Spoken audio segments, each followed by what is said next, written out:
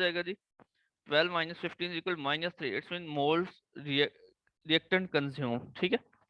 अच्छा, उसके बाद ये आपने एक्सटेंट ऑफ रिएक्शन आपने यूज करना जी, इसके थ्रू भी आप निकाल सकते हैं जी। ठीक है। ये देखें जी, एक्सटेंट ऑफ रिएक्शन आपको बताया था कि out minus in is equal to we i divided by v i. V i क्या शो करता है जी, आपके पास उसका स्टाइकियोमेट्रिक कोएफिशिएंट। ठीक है। अब ये देखिए, उस जो ऊपर एग्जांपल दी उसके ऊपर आपने एक्सटेंट ऑफ रिएक्शन लगाया, तो अगर हम लगाएं इसके ऊपर अमोनिया के ऊपर, अमोनिया के 6 मॉलिक्यूल आउट थे, माइनस इन क्या था, 0 था, डिवाइडेड बाय स्टाइकियोमेट्रिक कोएफिशिएंट कितना था जी, उसका 2NH3 है ना, दो, तो आपके पास एक्सटेंट ऑफ रिएक्शन 3 आ गया। ठीक है। और आउट माइनस इन अगर उस पर लगाएं H2 पे, तो आपके पास एक्सटेंट ऑफ रिएक्शन 3। अगर नाइट्रोजन पे लगाएं तो आपके पास एक्सटेंट ऑफ रिएक्शन 3 आए। यानी कि आप किसी भी रिएक्टेंट या प्रोडक्ट पे आप लगा रहे हैं एक्सटेंट ऑफ रिएक्शन, तो that extent of reaction should be same. If it is not same, it's mean that you have done something mistake. ठीक है। Extent of reaction reactant should be same होना चाहिए। ठीक है। अच्छा, अब जनरेशन और कंजम्पशन को किस तरह निकाल सकते हैं जी। ये फार्मूले को अगर हम उसको, ये वी आई को ना, हम ये इसको ईटा के साथ मल्टीप्लाई कर लें, आउट माइनस इन एक साइड पे कर लें, यहाँ से हम आउट निकाल सकते हैं, यहाँ से हम इन भी निकाल सकते हैं। ठीक है। तो अभी इसने ऐसे किया है, एन आउट कितने हैं जी, अमोनिया के 6 मॉलिक्यूल है, इन कितने थे, 0, is equal to we I into eta. V i इसका क्या है जी, वी आई इसका स्टाइकोमेट्रिक कोएफिशिएंट 2 और ईटा क्या है 3, 2 multiple by 3 is equal to 6। यानी कि आउट माइनस इन डायरेक्टली निकाल लें।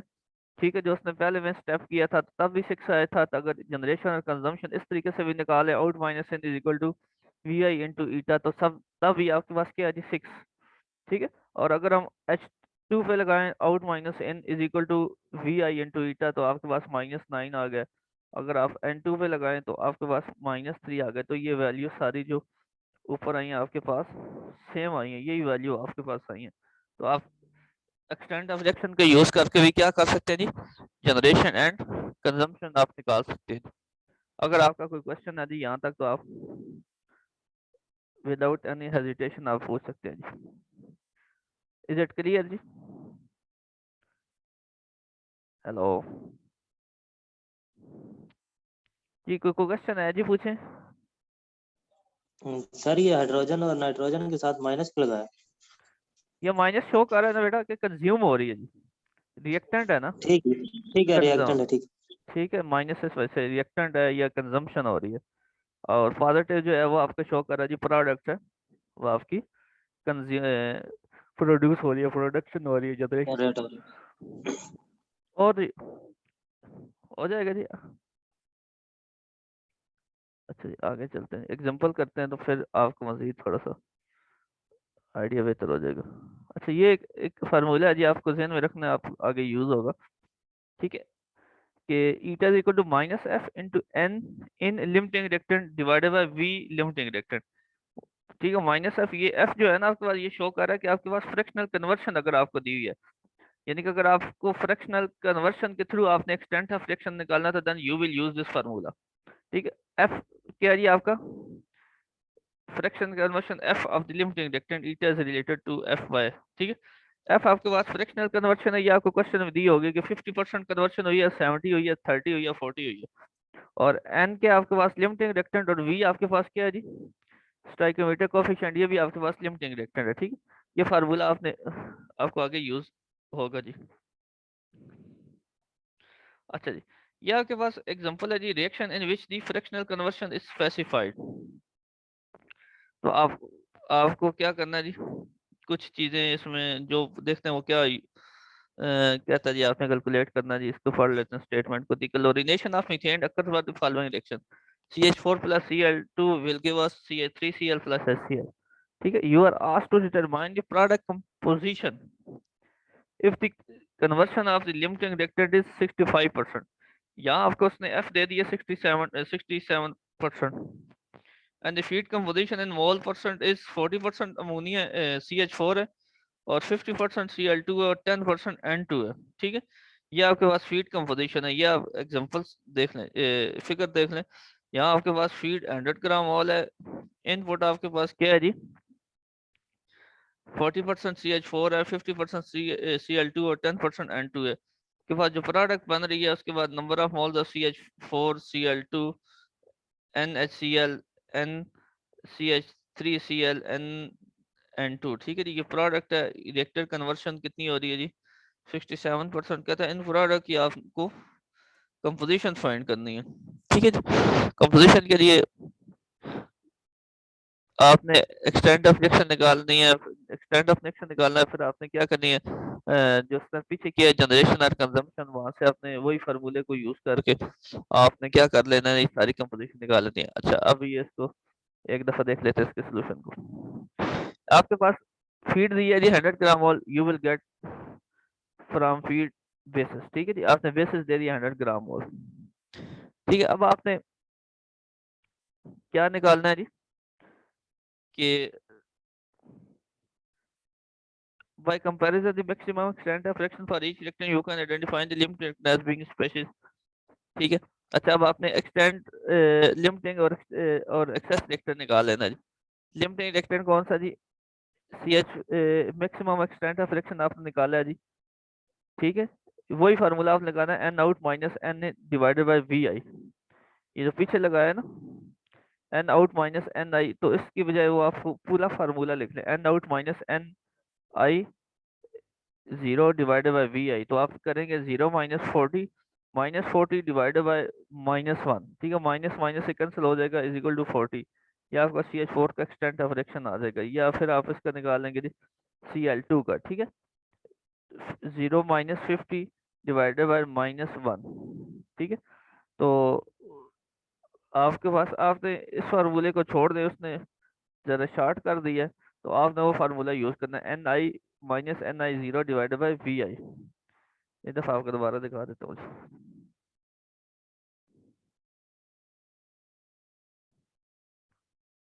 ये इस तरह आपने यूज करना है n i minus n i 0 divided by v i, ठीक है जी।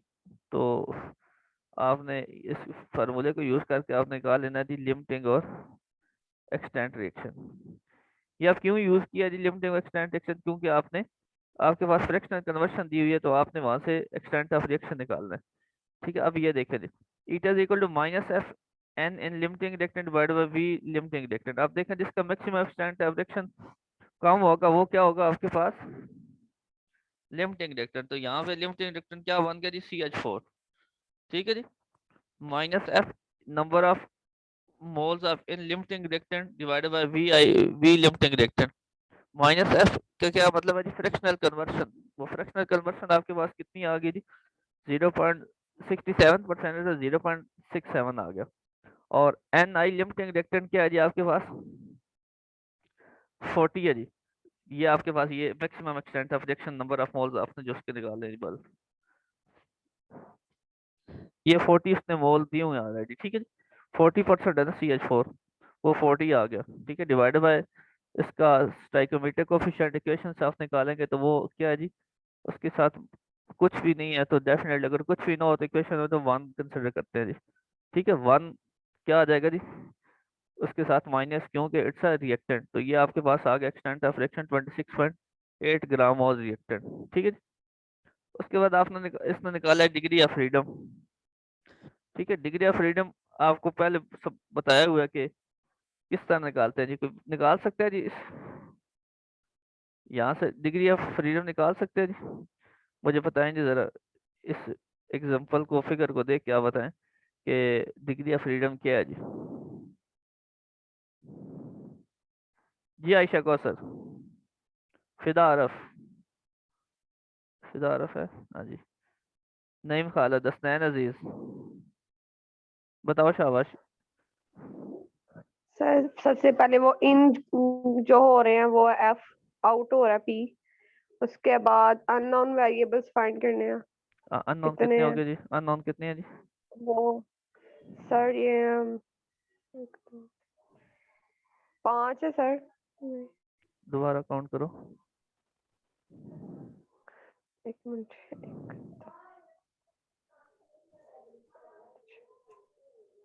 प्रोडक्ट भी फाइंड करनी है और कितने हो गए? जी सर 5 6 7 है सर। एफ भी फाइंड करना है। नहीं, एफ ये वो गिवन जो है 100 ग्राम और वो फीड है ना, वो एफ वो आपके पास है ऑलरेडी। अच्छा जी सर है 6 हो गए। प्रोडक्ट भी करनी है। 6। उसके बाद क्या करता नहीं? उसके बाद oh sir formula degree of freedom का फॉर्म नहीं पहले। जी सर डिग्री ऑफ फ्रीडम का फॉर्मूला लगाना है। वो होता है number of unknown minus number of independent equation. ठीक है, अननोन आपके पास 6 आ गए। इंडिपेंडेंट इक्वेशन कितनी है ये? कंपोनेंट पहले देखे ना, कितने कंपोनेंट? सर कंपोनेंट हमारे पास यहाँ पे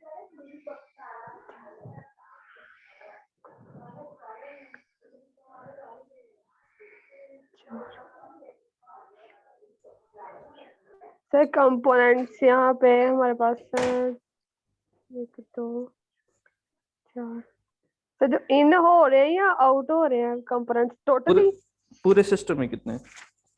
पूरे सिस्टम में। 1 2 3 है सर। दोबारा चेक करो कौन 3 तो नहीं।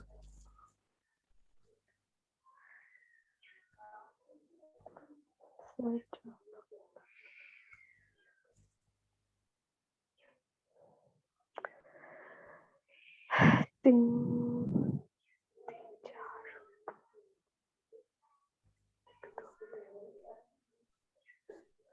कंपोनेंट्स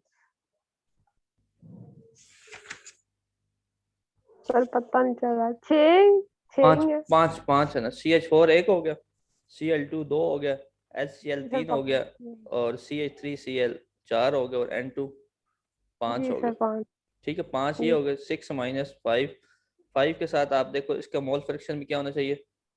इसका तो ऑलरेडी 1 है ना फीड का, जी क्योंकि ये सर 100% पूरा है, तो इसका भी 1 होना चाहिए मोल फ्रैक्शन। तो एक इक्वेशन इसकी हो जाएगी, और 5 कंपोनेंट 6 हो गए, और एक्स्ट्रा जी सर। इन्फॉर्मेशन हमारे पास कोई नहीं है। ठीक है, तो सर ये 6 रिएक्टर कन्वर्जन 67% नहीं, वो ये हम क्या। एक्स्ट्रा इन्फॉर्मेशन वो लेंगे कि दो चीज़ों का कोई रेशो दिया हुआ है, दो कंपोनेंट्स का कोई रेशो दिया हो, तो वो एक्स्ट्रा अच्छा इन्फॉर्मेशन देंगे। ठीक है, 6 माइनस 6 क्या आ जाएगा जी? 0 हो जाएगा। ठीक है, हाँ जी सर। ठीक है, ये आपके पास क्या आ गया? Degree of freedom. Degree of freedom.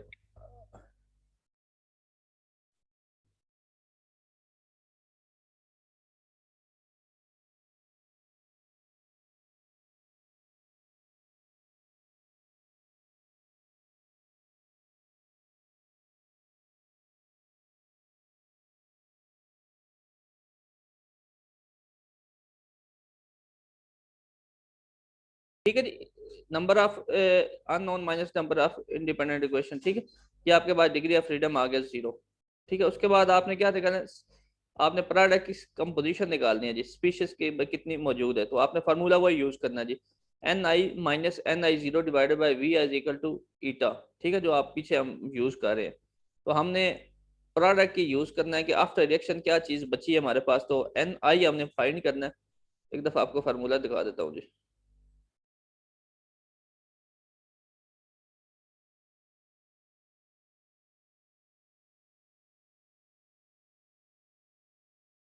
ये फार्मूला आपने यूज करना है जी, N out minus N in divided by we I is equal to eta.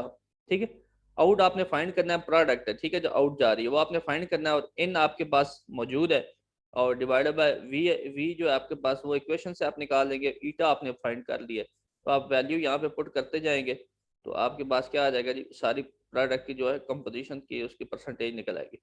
ठीक है, अभी देख लेते हैं एक दफा इसको।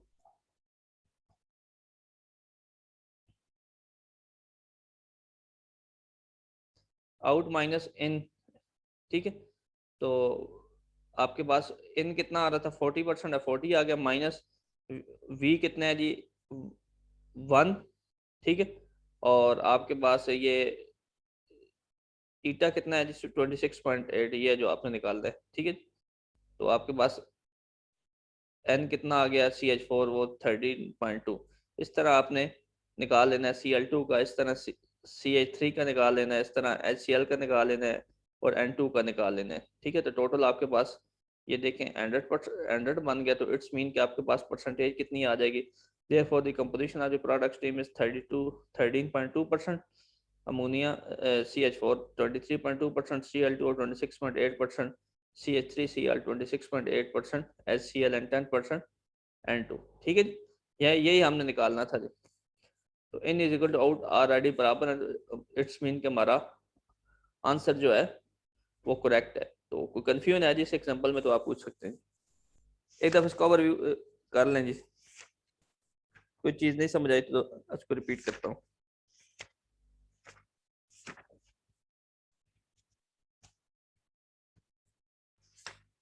जी कोई क्वेश्चन है जी?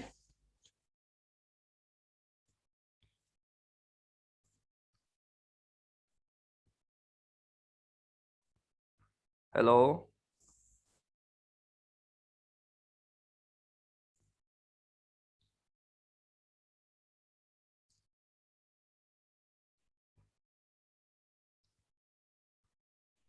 जी कोई क्वेश्चन है? नईम खालिद, फिदारफ, आयशा कौसर, नईम, सप्तान अदर, यासीन खादम, कोई क्वेश्चन है जी? हाँ जी, कोई क्वेश्चन समझ आ गया पूरा सवाल? सर ऐसे तो समझ आ गया, जब हाथ से खुद करेंगे तो तब भी कोई गलती हुई तो फिर बता देंगे आपको। अच्छा ठीक है, फिर आगे चलो। तो ये साथ साथ आपने कोशिश करना है, प्रैक्टिस करनी है ना, फिर ही पता चलेगा। अब आप साथ साथ प्रैक्टिस नहीं करोगे तो फिर तो नहीं पता चलेगा। जी क्या सर, ख्याल है? इंशाल्लाह। जी सर। ठीक हो गया, फिर आगे एग्जांपल देख के आ जाते हैं हम, फिर अगले एग्जांपल करते हैं। सर ये जरा व्हाइट बोर्ड पर भी कर दिया करें सॉल्व। यार व्हाइट बोर्ड से ना यहाँ से लिखा नहीं जाता वो माउस से सही ना, टाइम शॉर्ट होता है। तो सर फिर ऐसा किया करें, बाद में किसी पेज पर करके सेंड कर दिया करें। आप जो है, चले जो आपने एक दफा देखना ना, अगर नहीं समझ आई तो फिर आपने मुझे बता देना, फिर इसका सोल्यूशन मैं पेज पर लिख के ना फिर आपको इमेज में सेंड कर दूंगा। ठीक है, अगर हो जाता है तो वेल एंड गुड, नहीं होता तो फिर वो आपको जो एग्जांपल आपको नहीं समझ आए ना, फिर उसका सोल्यूशन बना के आपको भेज दूंगा। इसके बाद हम ये एलिमेंटल बैलेंस,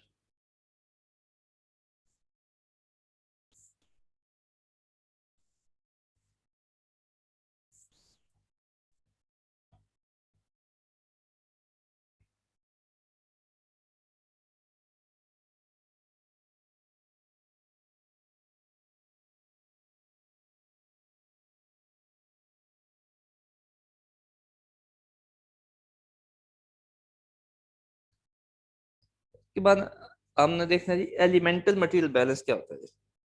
ठीक है, और पहले हमने किया था स्पीशीज का मटेरियल बैलेंस। अब हमने करना है एक दो एग्जांपल्स के एलिमेंटल मटेरियल बैलेंस क्या होता है।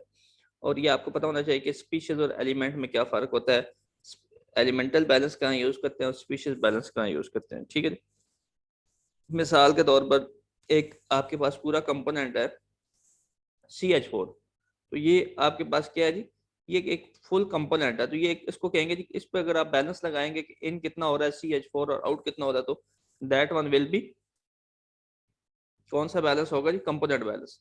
अगर आप बैलेंस लगाएंगे CH4 के अंदर के कार्बन, CH4 में C भी है और H भी है, आप बैलेंस लगाएंगे कार्बन कितना इन और आउट हो रहा है और हाइड्रोजन कितनी इन और आउट हो रही है, तो वो कौन सा बैलेंस होगा जी, एलिमेंटल बैलेंस। यानी कि CH4 के अंदर दो एलिमेंट है ना, तो CH4 मीथेन किससे बना है, दो एलिमेंट से मिलकर बना है, एक कार्बन से बना है और एक हाइड्रोजन से बना है। तो अगर आप CH4 के ऊपर दो अगर बैलेंस लगाएंगे, कार्बन का बैलेंस लगाएंगे और हाइड्रोजन का बैलेंस यानी कि H का बैलेंस लगाएंगे, तो वो कौन सा बैलेंस होगा जी, एलिमेंटल मटेरियल बैलेंस उसको कहेंगे। अच्छा ये देख लें जी, for steady state process simplify to equation in is equal to out, उसमें भी यही होता है, in is equal to out. अच्छा ये जरा इंपॉर्टेंट चीज है, why not use elemental balance to solve material balance problem rather than species balance. For most problem it is easier to apply mole balance, but for some problems such as problem with complex or unknown reaction elemental material balance are preferred। यानी कि अगर आपको पता नहीं है कि कौन सा रिएक्शन आपके पास हो रहा है, आपको इन भी दिया हुआ है और आउट भी दिया हुआ है, लेकिन आपको क्लियर नहीं है कि कौन सा रिएक्शन हो रहा है, ठीक है, तो अननोन रिएक्शन है, तो आप कौन सा बैलेंस लगाएंगे जी?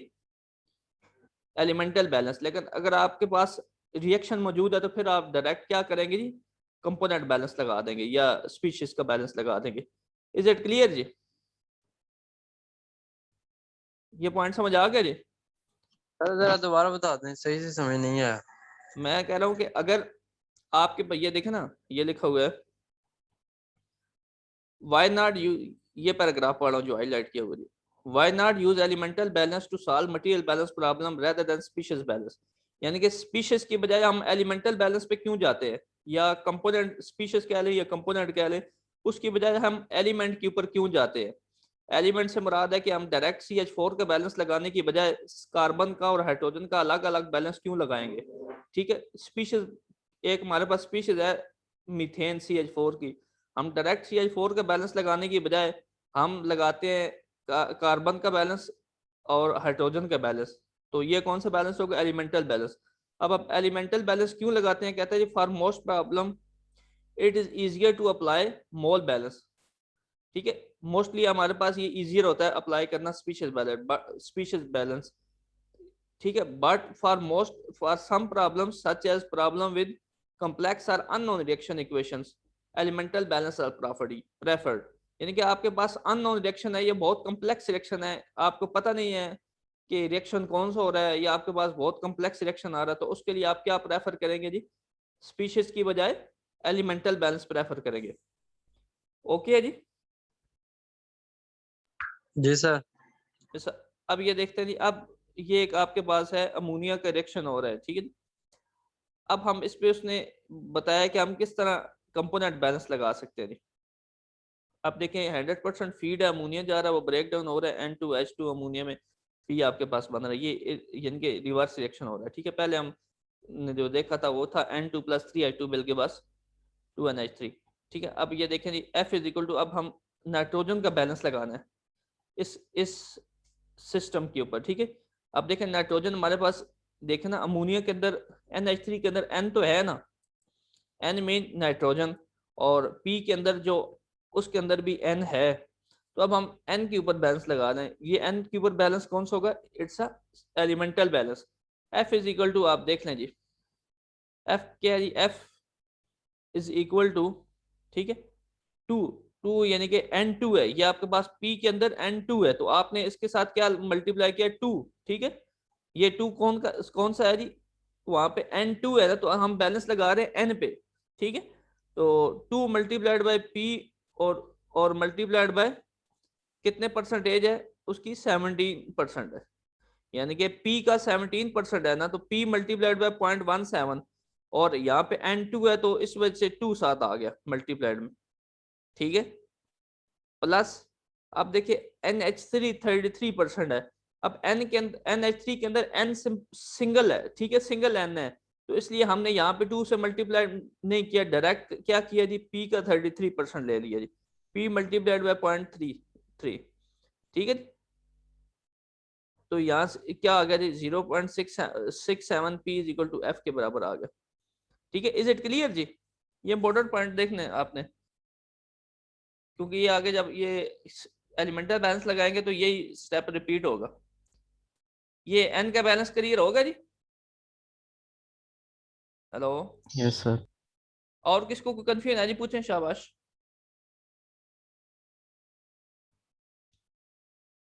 ये यासीन खादम, समान शकील, नईम खालिद, क्लियर सर। बाकी आयशा कौसर, फिदा अरफ, अदनान, अंसर इम्तियाज।